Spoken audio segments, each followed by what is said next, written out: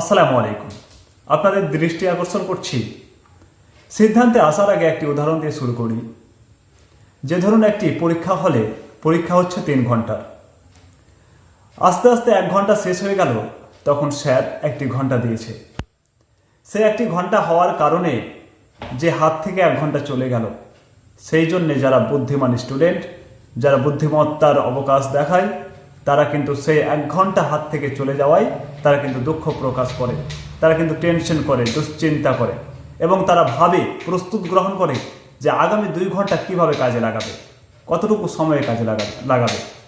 কিন্তু কিছু কিছু স্টুডেন্ট বা সেই হলের পরীক্ষার্থী হয়তো 2-1 জন সেখানে সেই ঘন্টা পড়ার কারণে, সেই 1 ঘন্টা চলে যাওয়ার কারণে কিন্তু তারা আনন্দ উল্লাস উপভোগ করছে, আনন্দিত হয়েছে।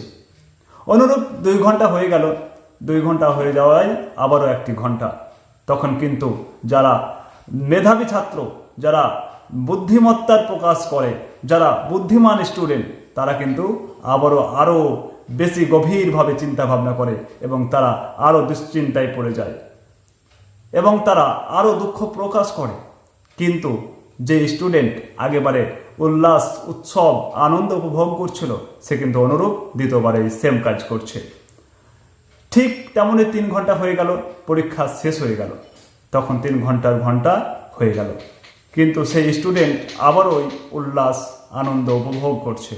এবারে আমি তাদেরকে বলতে চাই বা আপনাদেরকে বলতে চাই যে যারা এই 31st নাইট ও হ্যাপি নিউ ইয়ারের প্রথম দিন যারা উৎসব পালন করে, তাদেরকে আমি বলতে চাই, আচ্ছা আপনারা বলুন তো, এই যে 3 ঘন্টা অতি মূল্যবান সময়ে যে ব্যক্তি, যে স্টুডেন্টটি মানে আনন্দ করছিল ঘন্টা দেওয়া মাত্রই, আসলে তাকে আপনি কি বলবেন?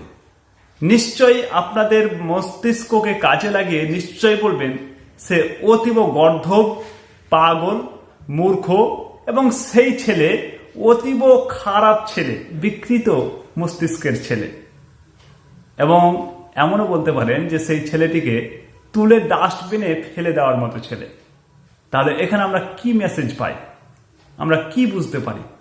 যে পরীক্ষার সেই মূল্যবান 3 ঘন্টাটি একে একে শেষ হয়ে গেলে কতটা হৃদয় বিদারক।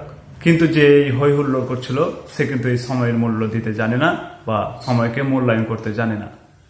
অতএব আমাদের বর্তমান পরিস্থিতি এমনই হয়ে গেছে যে সেই ওই স্টুডেন্টটির মতো যে ঘন্টা দেওয়া মাত্রই আনন্দ করত, এমনই আমাদের পরিবেশ, পরিস্থিতি, সমাজ হয়ে উঠেছে।